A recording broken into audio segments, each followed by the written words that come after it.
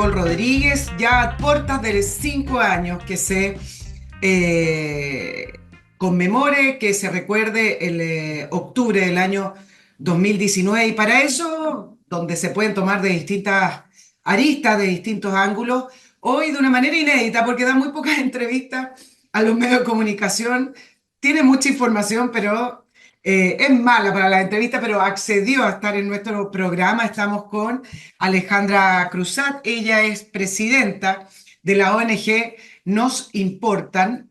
Nos va a explicar cómo es que se conformó esta ONG que vio la necesidad de ayudar a los uniformados en el contexto de la insurrección del año 2019 o el mal llamado estallido social o comúnmente llamado estallido social. Ya voy a saludar a Alejandra, dos recuerdos para ustedes muy importantes y muy importantes para el programa. Patreon, la manera que tenemos de financiarnos, la manera que ustedes tienen de ayudarnos a nosotros para que podamos seguir funcionando como la entrevista de Nicole Rodríguez, nuestro equipo. Siempre detrás me dicen, acuérdate de Patreon, de ahí salen recursos.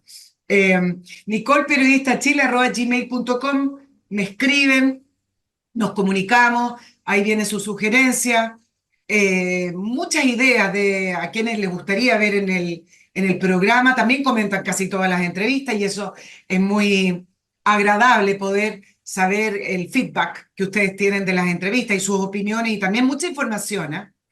Y también nuestros auspiciadores. Master Cook ha estado con nosotros desde que iniciamos este programa, nos ha estado apoyando con muy buenos resultados también. Me cuentan por ahí con Master Cook Casinos, estos servicios gastronómicos, una concesión de casinos de alimentación para empresas con dos grandes especialidades que los hace distinguirse del resto.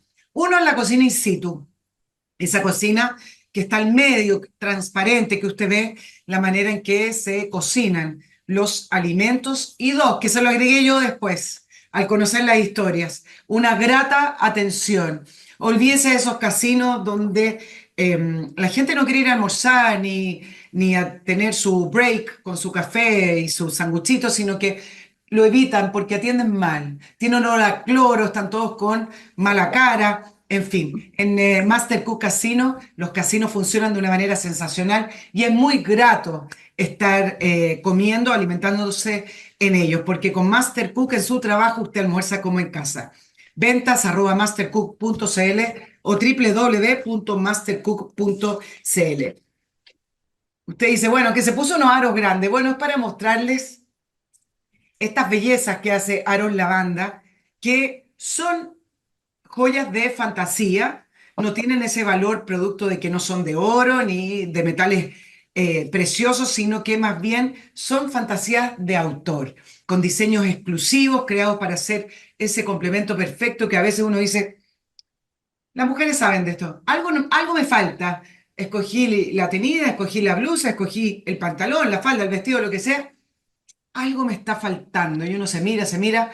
Aros Lavanda es siempre el complemento porque además va a encontrar distintos diseños que son exclusivos. ¿Y por qué lo remarco? Porque estamos las mujeres muy acostumbradas a ir a comprarnos todo esto, aros o estas pulseritas a distintos locales o incluso en ferias y son todos iguales. Entonces usted se compra algo muy lindo y después ve que todo el mundo tiene ese mismo diseño y lo replica y se encuentra con las mismas personas usando los mismos aros que usted eligió para lucir especial. Con Aros Lavanda usted va a lucir un diseño muy distinto, diferenciándose del resto y además con esta joyería de fantasía preciosa, de calidad, bien hecho.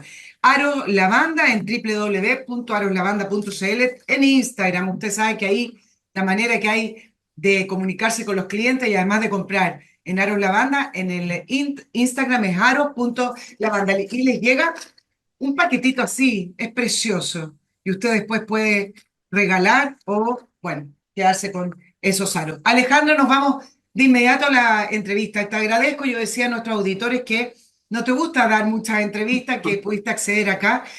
Y lo importante de lo que hace la ONG Nos Importan es que han podido ayudar a carabineros, a los uniformados en el contexto del estallido con los procesos judiciales.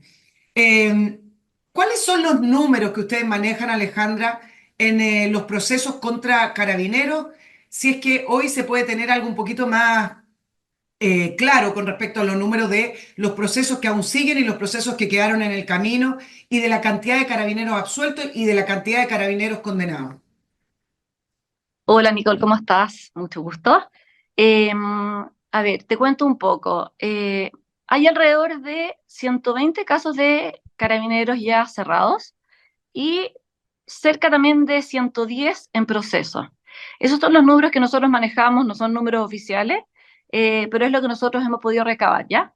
Ahora, de esos 120 carabineros con procesos ya cerrados, eh, hay 61 condenas, de las cuales 50 fueron para premio ilegítimo, ¿ya? Hay 35 absueltos, ojo con ese número, 35 absueltos, o sea, hay 35 carabineros que tuvieron que cargar con un juicio, a veces con prisiones preventivas. Bueno, tú viste más o menos el caso Zamora, hay en el fondo 35 Zamoras, ¿ya? Y hay 14 causas que el Ministerio Público decidió no perseverar y 14 que se llegó a suspensión condicional de procedimiento, ¿ya? Esos son los números más o menos generales.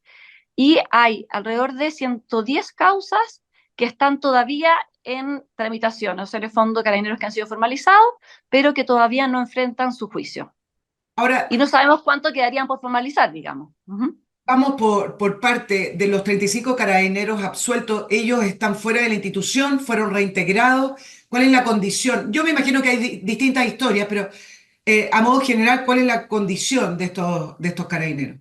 Mira, no todos los carabineros que fueron a juicio fueron sacados de la institución. Yo te diría que los carabineros que fueron sacados de la institución fueron los casos más emblemáticos. Crespo, Zamora, Maturana. Ya hay otro par más también. Entonces, no todos aquellos que fueron absueltos, no, en el fondo, estaban fuera de la institución. Bueno, ya conoces el caso de Zamora. Zamora, en el fondo, había sido sacado de la institución y ahora fue restituido, digamos, en sus funciones. Y hay otros que abiertamente se salieron y después de los juicios siguieron fuera, ya sea porque llevaban mucho tiempo fuera o porque en el fondo ya estaban cansados, bueno, por situaciones familiares, etcétera. Entonces hay un poco de todo. Y en los procesos es lo mismo. La gran mayoría de los carabineros que están en proceso están dentro de la institución. Alejandra, ¿de cuántos carabineros condenados tenemos y cuáles son los motivos de las condenas? Mira, hay 60, alrededor de 60 condenados, ¿ya? Como te dije, 50 son por apremio ilegítimo. Los apremios ilegítimos tú lo podrías dividir en dos tipos de apremios ilegítimos, ¿ya? Unos son lo que yo realmente entiendo por apremio ilegítimo, que es un carabinero que le pega o insulta o maltrata a un detenido. Eso es lo que nosotros entenderíamos por apremio, ¿no es cierto? Pero también hay algunas condenas que se dieron por apremio y que son por uso de la escopeta antidisturbio o la carabina lanzagases. Entonces ahí se te confunden un poco, porque la verdad que yo entendería que el uso de la escopeta antidisturbio o la carabina lanzagases causando un daño y habiendo dolo, debiera ser más bien un delito de violencia innecesaria. Pero sin embargo, aquí el Ministerio Público decidió acusar por apremio ilegítimo, que es un delito residual de la tortura, digamos, y bueno, y esos casos en el fondo están siendo condenados, comillas, por violación a los derechos humanos.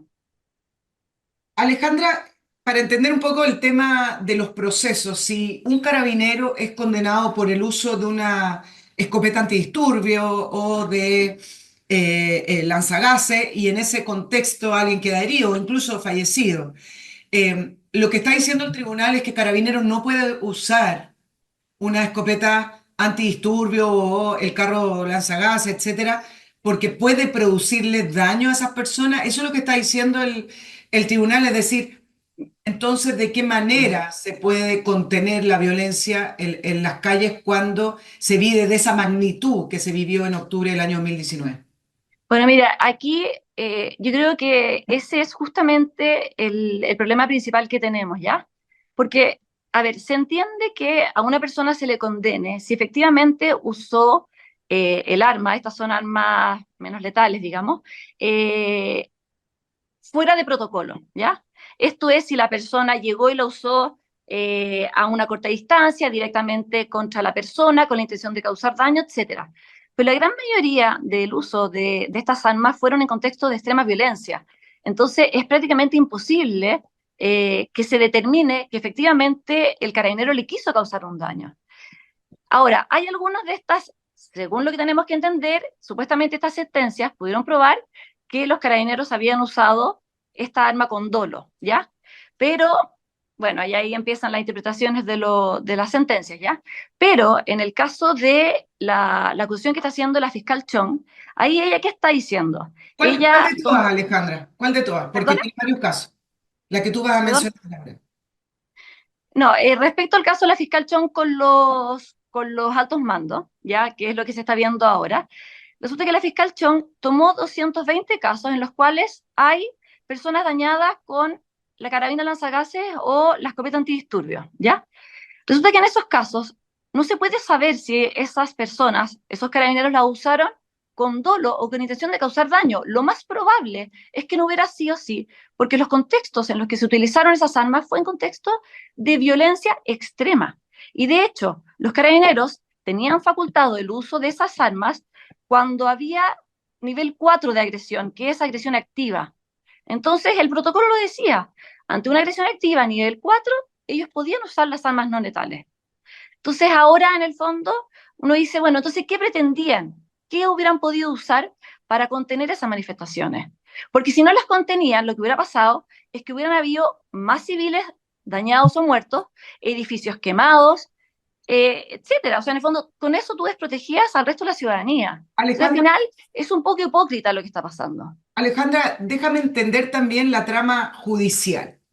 Si sale un grupo de carabineros con el protocolo establecido de que tienen que contener el orden público, con la instrucción jerárquica de que tienen que contenerlo y salen desde las comisarías, desde las centrales, con la escopeta antidisturbios, con el carro lanzagas, y en ese contexto es que alguien sale dañado o herido. ¿Cómo es que se puede establecer que hay dolo y responsabilidad si están siguiendo las instrucciones jerárquicas, y ni siquiera jerárquicas, están siguiendo las instrucciones propias de la misión de carabineros, contener y restablecer el orden público? ¿Cómo pueden separadamente establecer que ese carabinero, en ese contexto masivo, pudo tener un dolo personal con esa persona que salió herida o dañada? Bueno, esa es la misma pregunta que me hago yo, Nicole. La verdad que en estos casos que puso la fiscal Chong, yo me pregunto lo mismo. ¿Cómo va a poder determinar que ese carabinero lo usó realmente con un dolo contra una persona y con la intención de causar un daño, humillar, castigar, etcétera? Entonces, esa es una pregunta, digamos, que está por verse, porque de los 220 casos que puso la fiscal Chong, hay solo 5 condenas. ¿Te fijas? 220 casos, 5 condenas. Y está formalizando el alto mando sin haber ninguna condena todavía muy relevante. O sea, en el fondo, bueno, hay 3 por apremio ilegítimo y 2 por lesiones, pero el resto de los casos están ahí en la nebulosa. Ahora, respecto a los que ya están condenados, ¿cómo determinó el tribunal que había habido dolo? Bueno, eso hay que ir en el caso 1-1. Generalmente se hizo en base a algún video que acreditaba que el carabinero usó el arma a menos distancia de la que le correspondía o que eventualmente no estaba con una agresión activa relevante. Ahora, lo que discuten los carabineros imputados es que dicen es que se toman pruebas parciales. Dicen, claro, sacan una imagen en la cual me muestran a mí disparando, pero nadie está mostrando la imagen contraria en la cual están las agresiones. Y desgraciadamente hay muy pocas imágenes de ciertos momentos, porque acuérdate que en un comienzo los carabineros no tenían la Las GoPro. cámaras, claro. Entonces, desgraciadamente, claro, tenía una cámara que lo muestra él disparando, pero no tienes en el fondo la cámara que muestra lo contrario, po. Esto, De hecho, ponte tú, el caso, uno de los casos más emblemáticos, porque vamos un poco más al detalle, digamos, uno de los casos más emblemáticos es el caso de Fabiola Campillay. En ese caso, al capitán Maturana se le condenó a 12 años por apremio ilegítimo, con resultado de lesiones graves gravísimas, porque el tribunal determinó que él, en el fondo, había disparado esta lacrimógena con la intención de causar un daño y de dañar a esta persona que estaba no me acuerdo cuántos eran, 50 y algo metros, 100 metros, no me recuerdo bien la distancia. Entonces, los carabineros decían, oye, pero había agresiones en contra, nos estaban llegando piedras, estaban cortando la línea Petrotren, pero el tribunal le encontró que esas agresiones no eran lo suficientemente relevantes como para que ellos hubieran disparado. Ahora también está la discusión respecto a qué nivel de agresiones podemos entonces permitir. ¿Cuáles son las agresiones que permiten que un carabinero pueda disparar? Porque, por ejemplo, yo me topé en una condena que decía que el carabinero estaba recibiendo piedras que no eran más grandes que el tamaño de un huevo. Entonces vamos a empezar a medir las agresiones en base al tamaño de la piedra. Yo creo que esa es una discusión seria que hay que dar. O sea, aquí hay que poner un estándar y un estándar súper estricto y que impida que el carabinero reciba cualquier tipo de agresión, no importa cuál sea. Porque, yendo a otro caso, acuérdate que el sargento Retamal, ¿te acuerdas la ley Naín Retamal? Tiene su Sí. nombre por Naín y Retamal. Murió porque cuando estaban deteniendo a unas personas, controlando a un auto, una persona le tiró un fierro en la cara y ese fierro lo mató. Entonces, ¿qué hubiera pasado si ese carabinero hubiera disparado? Yo te aseguro que si ese carabinero hubiera disparado y hubiera dañado a la persona del auto, ese carabinero se hubiera ido preso. Y hubiera sido condenado por homicidio frustrado, por apremio ilegítimo, etcétera. ¿Te fijas? Entonces, en el fondo tenemos que poner estándares súper claros para que también los carabineros entiendan y sepan cuándo pueden usarla. Porque si Al- no, ¿qué es lo que termina pasando? Que se van a inhibir de usar la fuerza. O sea, de hecho, ya es así. Y ca- por algo pasa lo que está pasando, que al final los delincuentes se sienten con más poder que los propios carabineros. para efectos de los procesos judiciales, al tribunal no le es relevante si esa persona estaba destruyendo algo, estaba saqueando un supermercado, estaba incendiando un hotel, como ocurrió ahí cerca de Plaza Baquedano. Nada de eso importa, solo importa la interacción carabinero-sujeto. Desgraciadamente, importa poco, fíjate. Y esa es otra cosa que alegan mucho los abogados de las causas de uniformados, es que se tiende a descontextualizar la situación puntual, digamos, se saca del contexto general. Entonces, tampoco, por ejemplo, consideran mucho el nivel de estrés que tenía ese carabinero, la cantidad de horas que llevaban sin trabajar, la confusión ambiental que había, a veces la poca capacitación que tenían. O sea, se nombran los juicios, pero al final cuando llega el minuto de la condena, eh, dicen que era irrelevante, que la persona hubiera estado saqueando, si en el hecho puntual no estaba agrediendo directamente al carabinero. Alejandra, ¿hay sesgo en los tribunales? Cuando hay 5 condenas, se han ido cayendo varios otros procesos, todavía hay 110 que están en trámite, digamos. ¿Hay sesgo en los tribunales? ¿Hay ganas, hay intención de poder darle una verdad jurídica al relato que se levantó con respecto a octubre del año 2019 de que esto era una explosión social, un estallido social, el pueblo pidiendo demandas y cambios sociales? Em, ¿Hay una intencionalidad y es un sesgo por tratar de mantener ese relato? Mira, yo no generalizaría, eh, te diría que me he llevado una sorpresa más positiva en los tribunales que en el Ministerio Público, Nicole. Yo creo que el Ministerio Público eh, lo encuentro a veces un poco con un sesgo un poco más marcado en ciertas causas. Hay mucha discrecionalidad en el Ministerio Público para escoger qué batallas van a dar y cuáles no. A veces se concentran en causas que son tremendamente relevantes y siguen un juicio y un proceso súper tedioso cuando prácticamente no tienen ninguna prueba. Eh, Exageran los hechos, cambian la realidad, al final la ajustan para que calce con lo que ellos quieren hacer creer al tribunal. Mira, te voy a dar un caso bien concreto. En el caso de una infante marina que están acusados en Cañete, ¿ya? Son una infante marina que en un enfrentamiento armado dieron muerte a un comunero mapuche. En la acusación del fiscal, por ejemplo, se narra cómo le dieron muerte a mapuche, pero sin embargo el fiscal no pone que había un enfrentamiento anterior y que habían estado atacando a los carabineros durante 2 horas bajo fuego. ¿Te fijas? Entonces, al final los fiscales tienen mucho poder y ellos decían hacia dónde enfilan las causas. En el caso de los tribunales, yo me he encontrado con que al final hay mucho más sentido común, tienden a fallar, me imagino que en justicia, pero sin embargo hay un par de fallos que se escapan. Para mí el caso de Campillay es uno de ellos. Yo considero que en ese fallo eso es un fallo bastante político. Yo creo que había mucha presión en ese minuto. Y a mí personalmente, y esta es una opinión de una persona común y corriente, digamos, yo no tengo ningún poder en nada. Yo creo que 12 años a premio ilegítimo, con resultados de lesiones graves gravísimas, en esas circunstancias me parece extremo. Claro, Alejandra, Igualmente, ujú, disculpa, porque con el tema de Campillay, te dejo el tiro continuar, se contó una historia. Esta ujú, mujer inocente que estaba en un paradero mirando, esperando y le llegó algo y perdió la visión de un ojo. Esa es la historia que se contó. Eh, Nunca se indagó bien si esa es la historia, digamos. ujú, ujú.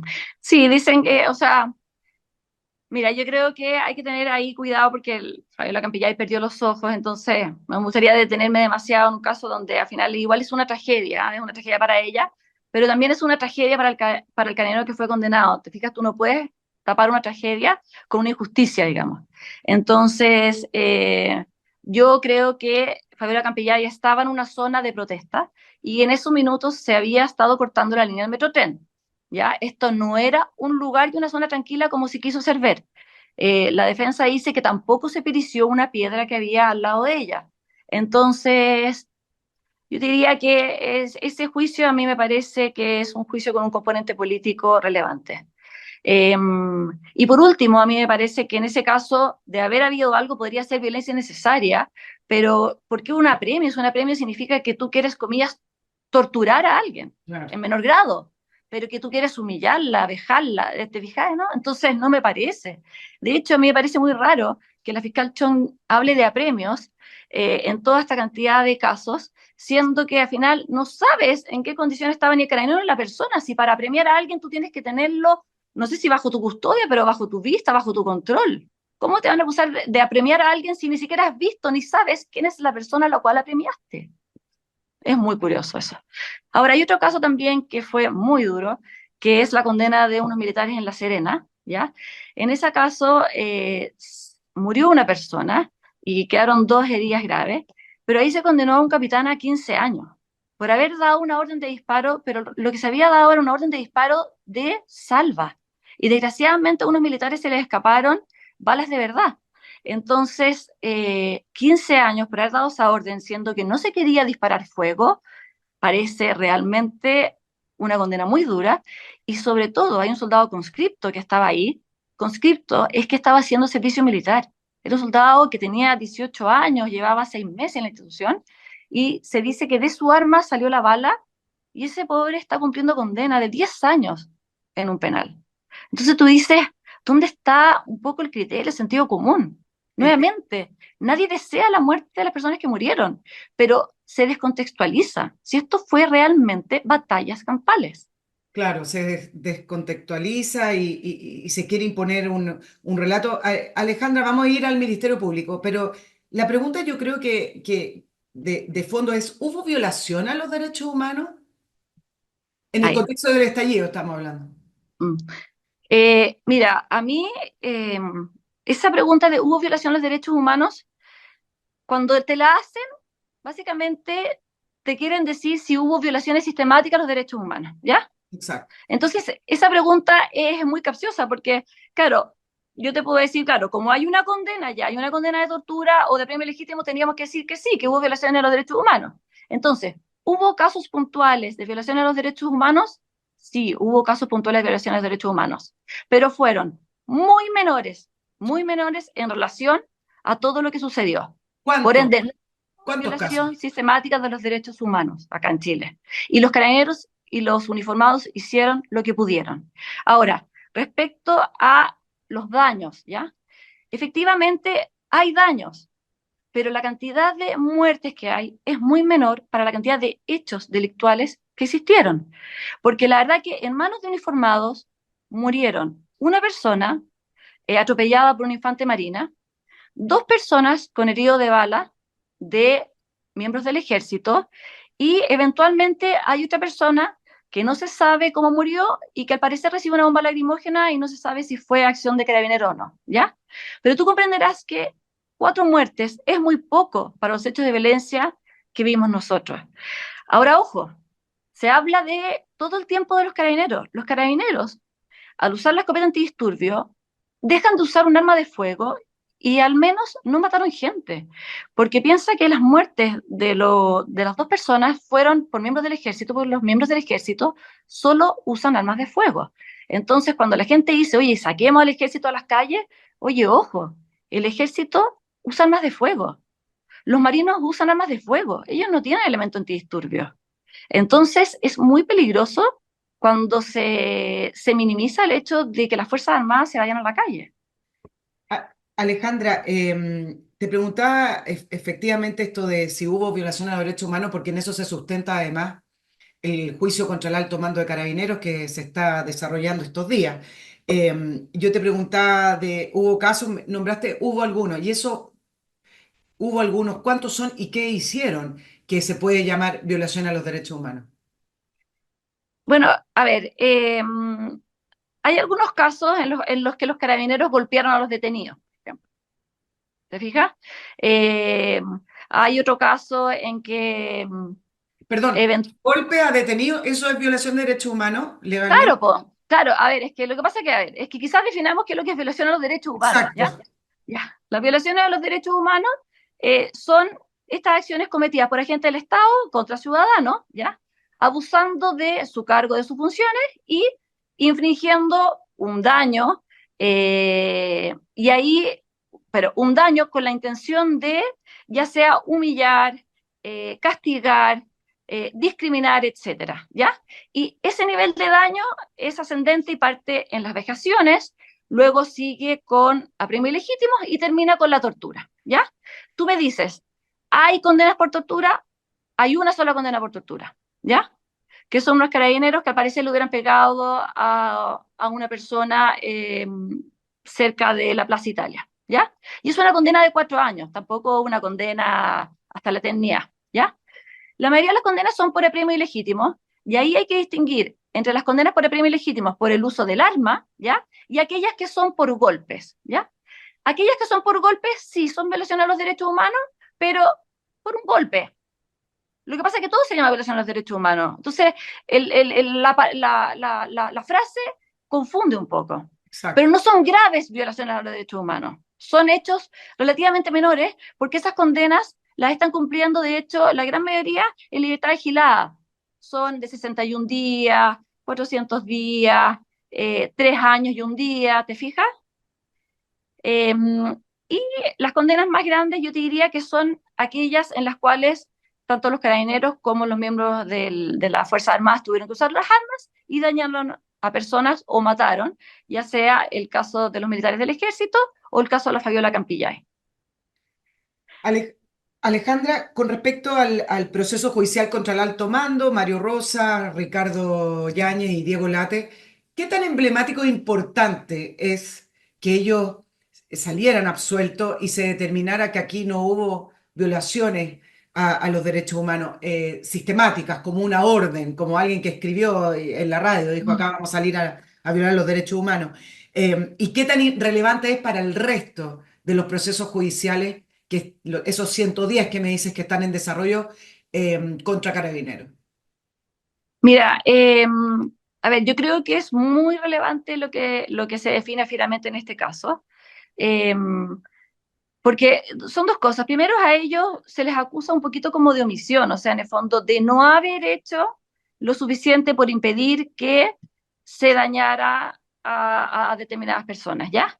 Entonces, para efectos generales, es también relevante que a las personas las condenen por no haber hecho determinadas cosas, porque al final a ti te pueden condenar hasta el infinito por no haber hecho ciertas acciones, ¿te fijas? La segunda cosa, yo creo que acá también eh, esto también es una señal a futuro. O sea, ¿qué nivel de respuesta van a poder dar los carabineros para un eventual futuro estallido social? ¿te fijas? Porque si llegan a condenar a los altos mandos de carabineros por esto, entonces yo dudo que se pueda contener otro estallido social. Porque van a decir, si no podemos usar la escopeta antidisturbios, si no podemos usar la carabina lanzagases, si nos van a tener con puro chorro de agua, entonces, ¿cómo vamos a contener? Entonces, yo creo que es bien relevante. Y bueno, y respecto a los casos puntuales, obviamente que lo que se vaya determinando también va a ser relevante para los casos de abajo, pero yo creo que van a ir mucho más rápido estos casos que ahora están a puertas de enfrentar juicios orales que este de la fiscal Chong, que yo creo que hace muy largo, porque son 220 casos, o sea, Ahora, 220. 220 casos que presentan, pero la fiscal Chang, pero no todos son casos, y quiero que me expliques un poco lo que está presentando Fiscalía, Ujú, no ujú. todos son casos de condena. Esos No, po, 220 casos, ¿qué está presentando como no. antecedente para respaldar la acusación contra el alto mando de la fiscal Chang, Alejandra? No, ella está presentando casos de heridos, ¿ya? De personas que resultaron heridas, ya sea con la escopeta antidisturbio o con la carabina lanzagases, ¿ya? Y que terminaron con daños, ya sea daños oculares, pérdidas de un ojo, ¿ya? Pérdida de visión en un ojo. Hay dos casos de pérdida de visión en dos ojos, que son Gatique y Campillay, ¿ya? Y el resto son traumas oculares y o fracturas o daños en otras partes del cuerpo, por ejemplo, daños de perdigones, etcétera. Entonces, esas son las causas. Pero como te dije anteriormente, de esas causas, ¿ya? La gran mayoría no están ni siquiera formalizadas. Los números de esas causas son, hay 5 condenas, dentro de las cuales, por ejemplo, está la condena al Fabiola Campillay, ¿ya? Hay 15 formalizados, ¿ya? Hay 15 más o menos que el Ministerio Público decidió no perseverar. O sea que el Ministerio Público ya básicamente lo más probable es que no siga con el juicio adelante porque no tienen las pruebas suficientes para seguir. Y todo el resto no han sido ni siquiera formalizados. Son personas que presentaron una querella ante el Ministerio Público diciendo a mí me dañaron, pero que en esos juicios no se ha avanzado absolutamente nada, por ende no se sabe quién los dañó, ni cómo, ni cuándo, ni qué circunstancias. Entonces, yo me pregunto, ¿cómo se va a fijar una condena al alto mando si ni siquiera se sabe cuáles fueron las circunstancias de estos casos menores, o sea, de estos casos, de cada uno de estos casos? Ale- Alejandra, yo leyendo algunas declaraciones y también algunas entrevistas tuyas, se habla del sesgo, y lo comentamos al principio, del Ministerio Público. ¿Cómo es que tú te explicas que a poco andar de octubre del año 2019 se haya realizado una reunión desde el fiscal Armendari y otro para poder decir, bueno, ¿cómo nos vamos a organizar esta investigación por violaciones de derechos humanos de las Fuerzas Armadas y de orden? Es decir, a muy poco andar de octubre del año 2019 ya había una mirada de lo que estaba ocurriendo y hacia dónde iba a ir el Ministerio Público con este caso. ¿Cómo se explica eso si no sabíamos lo que estaba ocurriendo, no sabíamos lo que venía? ¿Cómo es que el Ministerio Público pudo hacer esa reunión y luego destinar todos los recursos que hoy vemos para poder seguir todos estos casos judiciales contra las Fuerzas Armadas y de Carabineros? Mira, yo creo que el Ministerio Público lo que quiso en el fondo, bueno, fue ahí todas las instituciones de derechos humanos pidieron que el Ministerio Público se activara, que el gobierno se activara, que había violaciones de los derechos humanos, etcétera. Entonces lo que hizo el Ministerio Público fue hacer un instructivo en el cual se daba ciertas pautas para ver cómo se seguían estos casos de violencia institucional que llaman, ¿ya?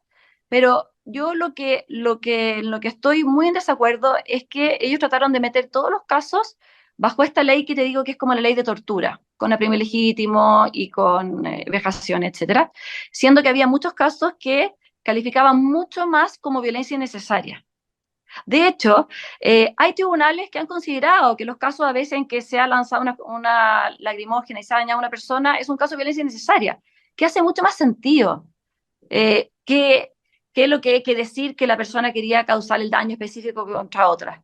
Entonces, a mí en eso yo veo un cierto sesgo también, porque además tienen mayor condena con eso y después, en el fondo, las víctimas pueden reclamar al Estado plata de vuelta. Po. Si al final acá, oye, ojo, hablando de estos casos que estábamos hablando antes, de ellos yo estuve mirando y hay, déjame una cosa, hay 85 personas de estas, de las 220, están actualmente recibiendo pensión de gracia. Interesante el tema de la pensión de gracia, Nicole, ahí para que la toquemos. Lo tocamos, Eh, sí. entonces, lo que están diciendo es que hay personas que no sabemos si efectivamente fueron dañadas por carabineros, no sabemos en qué circunstancias y que sin embargo igualmente están recibiendo pensión de gracia. ¿Ya? Eso como número uno. Segunda cosa respecto a las pensiones de gracia. Ya, yo te concedo que se le dé pensión de gracias a personas que perdieron un ojo. O sea, que perdieron la vista en un ojo en el entendido que fueron con una escopeta antidisturbios. Pero hay muchas pensiones de gracia que no tienen relación con estos casos.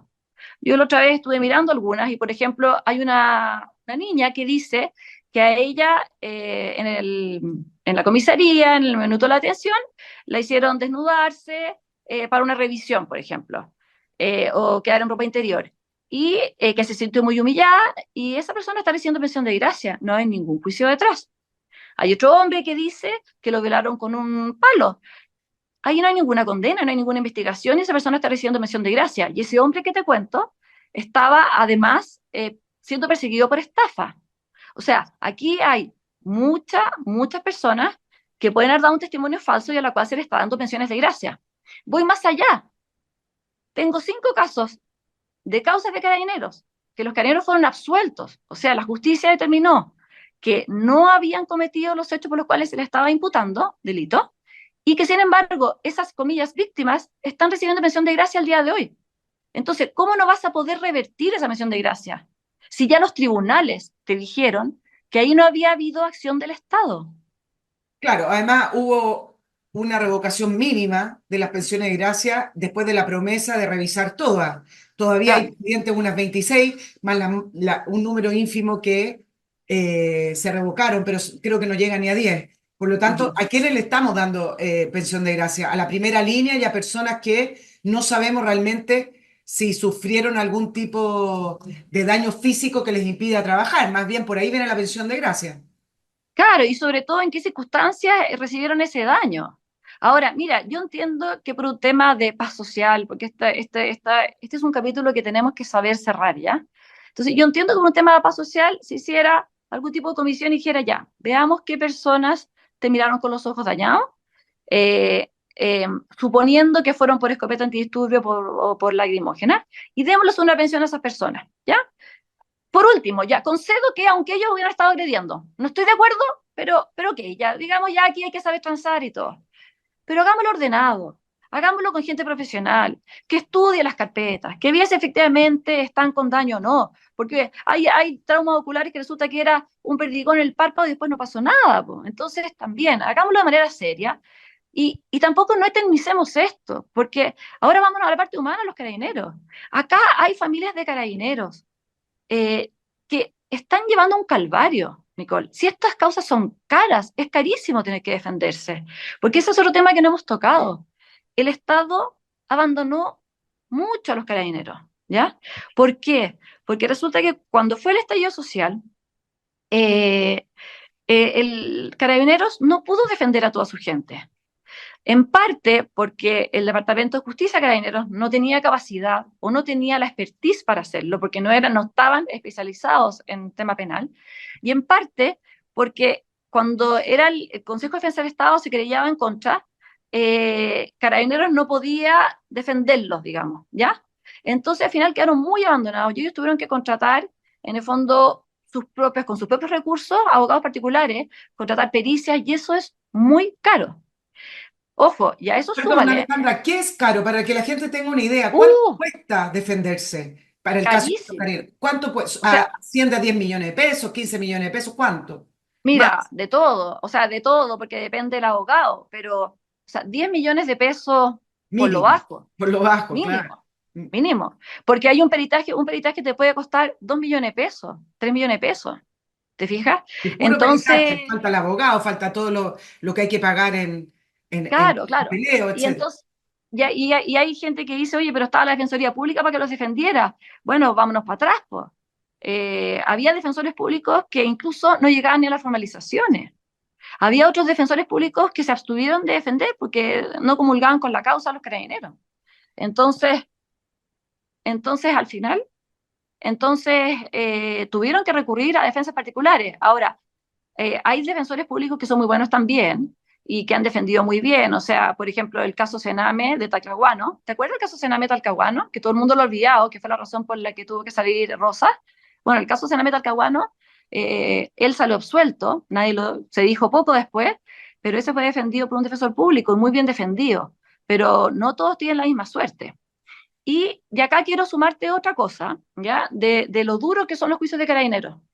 Cuando a un carabinero lo condenan, Nicole, a un carabinero lo condenan, por ejemplo, a 3 años, ¿ya? Ese carabinero puede optar a libertad vigilada, igual que la gran mayoría de las condenas en Chile, ¿ok?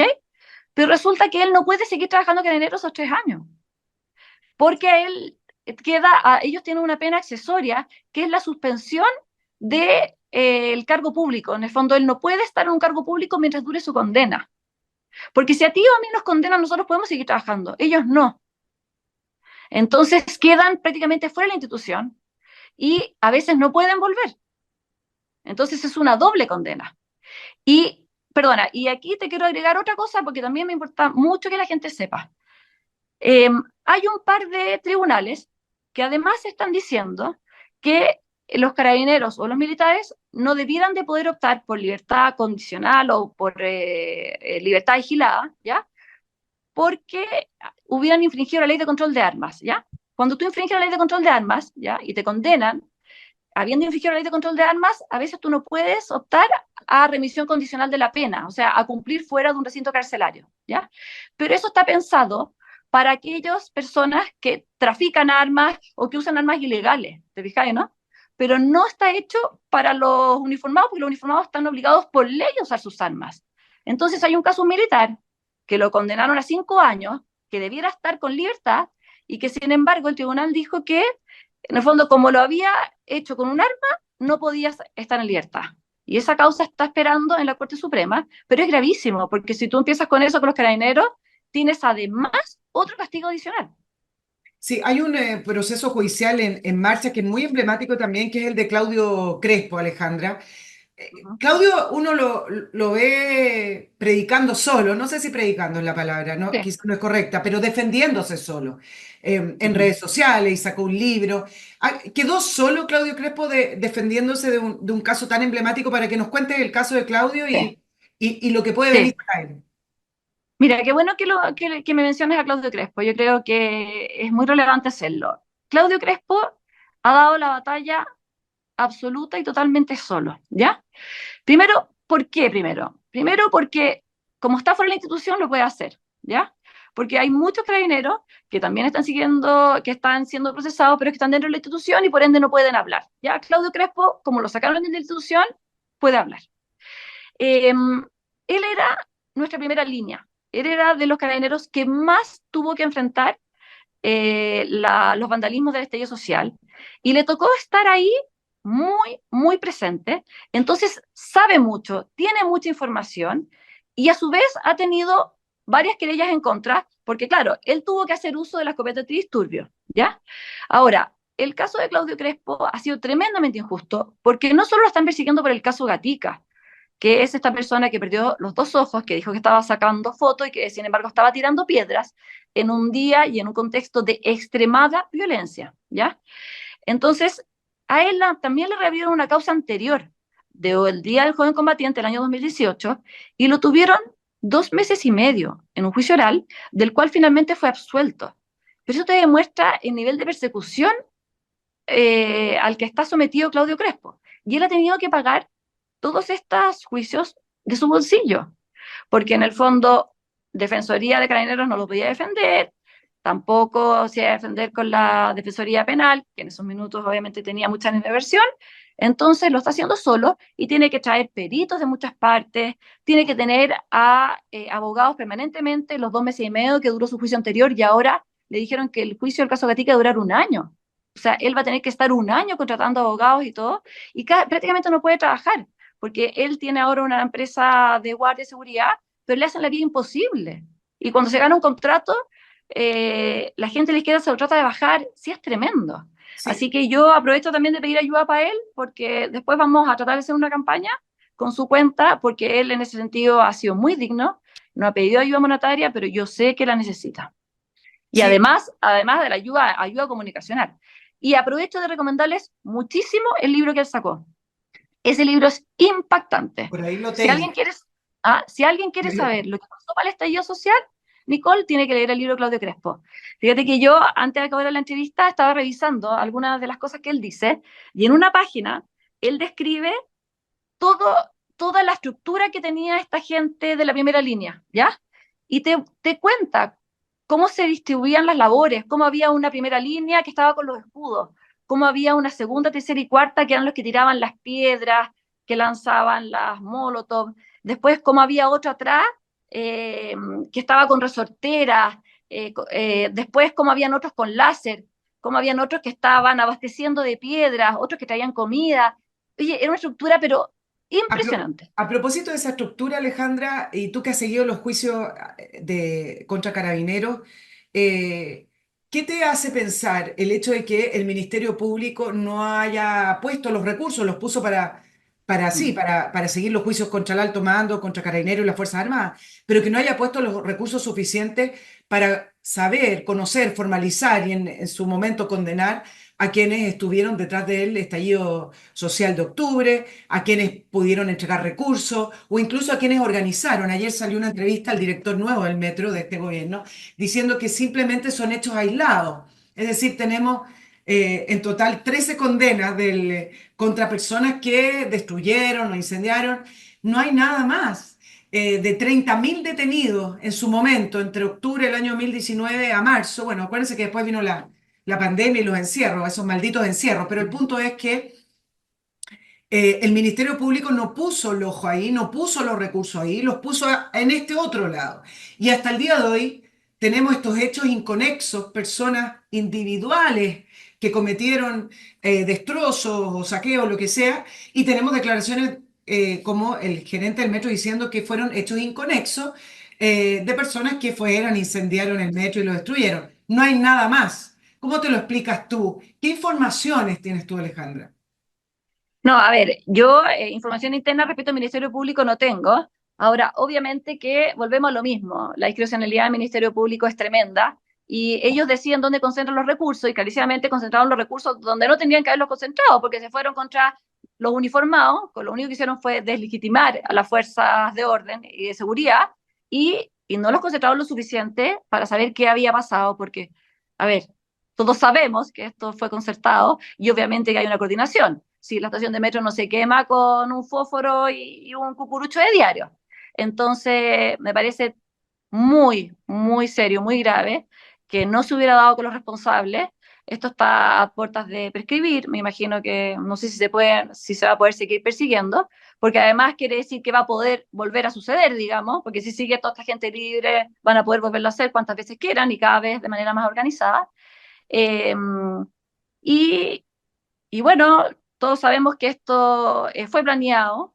Eh, yo creo que efectivamente hubo gente de fuera, que Claudio Crespo cuenta que se oía mucho extranjero. Aquí de todas maneras tienen que haber venido suertes de milicias a entrenar, de todas maneras. Eh, y yo personalmente creo que esto había sido advertido, algo se ha dicho, que el gobierno había sido advertido, que se fueron minimizados las advertencias, y a mí, mira, que soy una ciudadana común y corriente, me llegó una advertencia, seguramente porque mi marido tenía alguna relación con las autopistas, que decía que venía algo, que tuviéramos precaución con el transporte o las autopistas, con el transporte público, que no abriéramos ningún paquete si llegaba a nuestra casa. Yo recibí esa advertencia. Eh, una amiga que iba a la cárcel, una detenida, una presa, le dijo, no venga por estos días que se viene algo grande, y nosotros somos ciudadanos comunes y corrientes. Yo me imagino que los servicios de inteligencia tenían más información que eso. Entonces, por Alejandra, pero a ti, favor. ¿qué advertencia te llegó física? ¿Cómo fue y por qué a No, a ti? nosotros nos Realmente llegó, no lo entiendo mucho en realidad. ¿Por qué te llegó a ti? Tú en esa época tampoco es que tenías estado en el no, ejército, no importa. no, es lo más insólito que hay. Mi marido, yo creo que en ese minuto trato de hacer memoria. Mi marido era, yo creo que era abogado de algunos de los concesionarios de las autopistas. Yo creo que por eso llegó, ¿ya? Pero la cosa que la que recibió la carta fui yo y la Una abrí, carta física. sí, una carta de algún servicio de inteligencia, no me acuerdo, habrá sido la ANI, no me recuerdo, pero que nos advertían que tuviéramos precaución. Trato de recordar si era con el uso de las autopistas o transporte público y con eh, eh, no recibir objetos extraños o regalos o cosas en mi casa. Y que si las recibíamos, llamáramos a tal número. Desgraciadamente, yo ese papel luego lo boté y dije, cosa más rara esto que nos llegó. Pero ahora, haciendo memoria para atrás, es obvio que tenía relación con algún tipo de suspicacia que tenían la gente que estaba en inteligencia. Y como te digo, también el tema de la advertencia de la cárcel. O sea, si a nosotros nos llegó eso y a la gente de la cárcel también, quiere decir que algo se estaba fraguando. ¿Qué duda cabe? Pues mira el nivel de organización que hubo. No, no se quiso investigar, no se quiso Claro, saber. claro, No, ahí no claro. entraron. Fiscalía, ¿tú crees que los fiscales tienen afinidad con algún partido político, estos fiscales, con algún partido político de izquierda, reciben presiones, reciben recursos? ¿Cuál es lo que tú has podido desprender de la relación de estos fiscales? Uno siempre habla de la fiscal Chong, pero hay más Ujú. con respecto a los partidos de izquierda.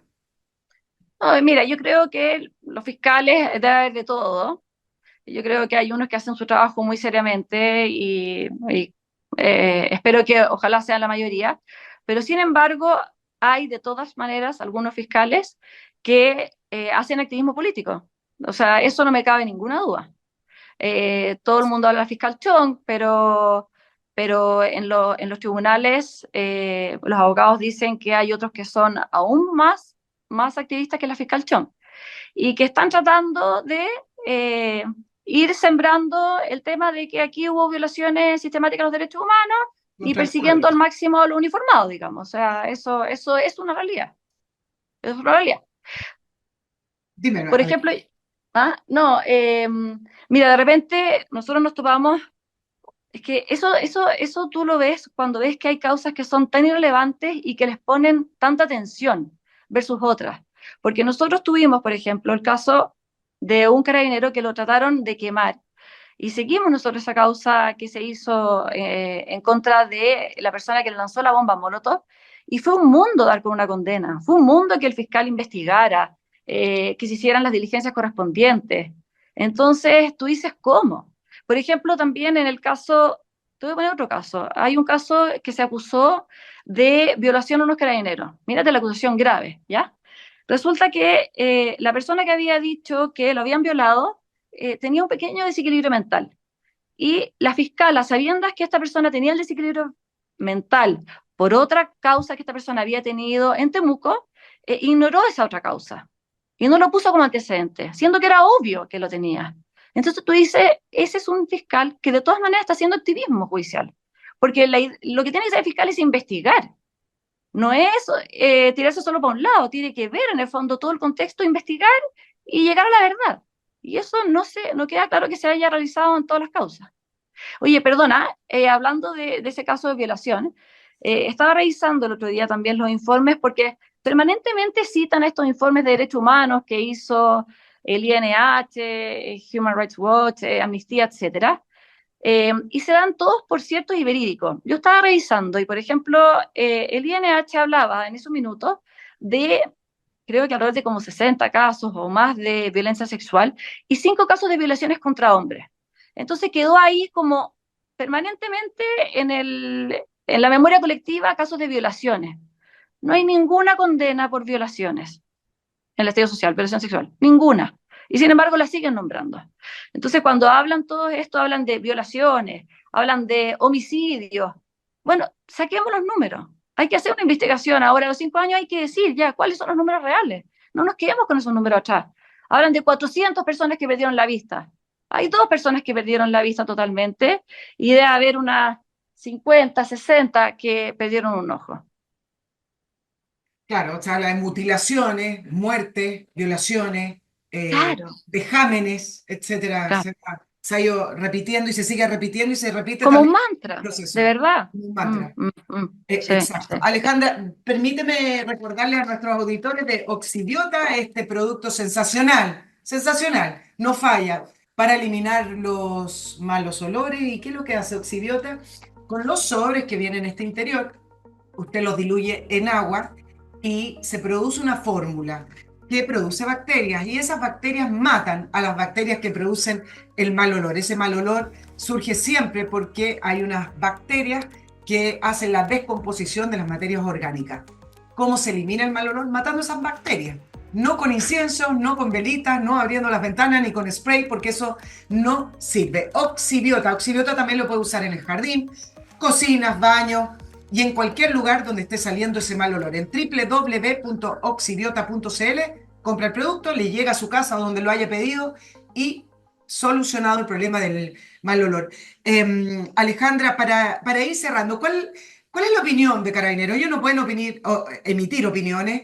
Ricardo Yáñez, que tuvo que salir ahora del cargo por la formalización, por primera vez realmente emite opiniones un poco más directas, diciendo que esto es injusto, que quieren que hubiéramos hecho, digamos. Ha dicho varias cosas que en el cargo no hubiera podido. ¿Cuáles son las opiniones en Carabineros con respecto a cómo reaccionó el Estado y la sociedad en el actuar de Carabineros? Mm. Mira, los carabineros se sienten se sintieron sobre todo muy abandonados, eh, abandonados por el gobierno, abandonados por la sociedad en general, ¿ya? Para ellos es inexplicable que a pesar de todo el esfuerzo que hicieron, de todos los daños que sufrieron, eh, de las humillaciones, no se les hubiera reconocido como se debió haber hecho, ¿ya? Y no solo no se les reconoció, sino que además se les acusó de haber estado violando los derechos humanos. Los carabineros hicieron lo que pudieron, ¿ya? Con los recursos que tenía Nicole, que eran muy pocos.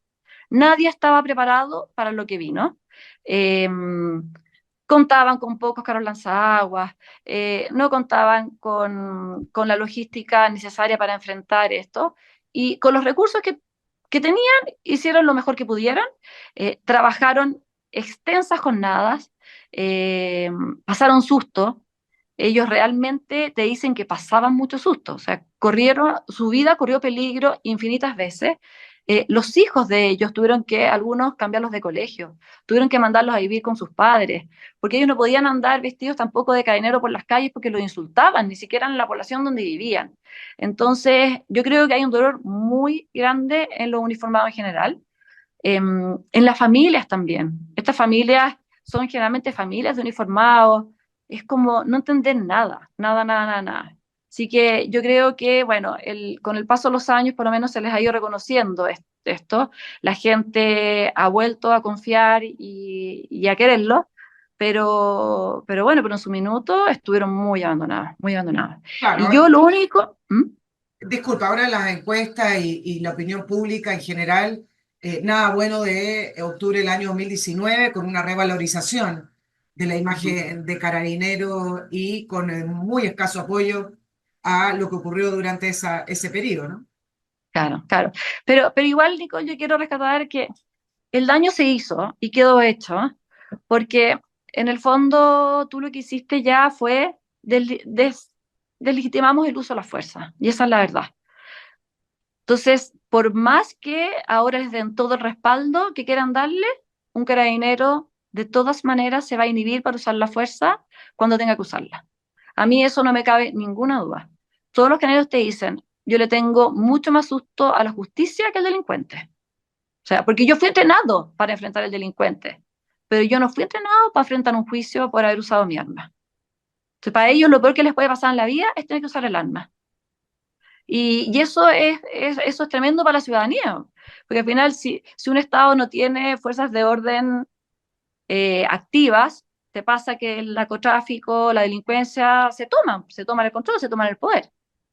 Lo estamos viendo, lo estamos Claro, viendo. claro. No es Y, lo que va a pasar a futuro, es lo que está pasando ahora en Chile. claro.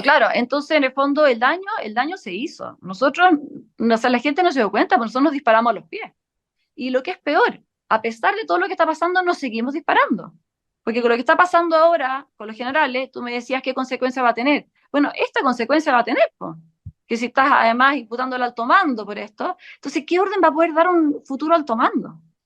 Entonces, o ponemos las cosas de nuevo donde corresponden, o vamos a entrar, vamos a seguir entrando en una espiral de violencia y no nos vamos a poder detener, porque no vamos a contar ni con las armas ni con las personas para hacerlo, las personas dispuestas a hacerlo.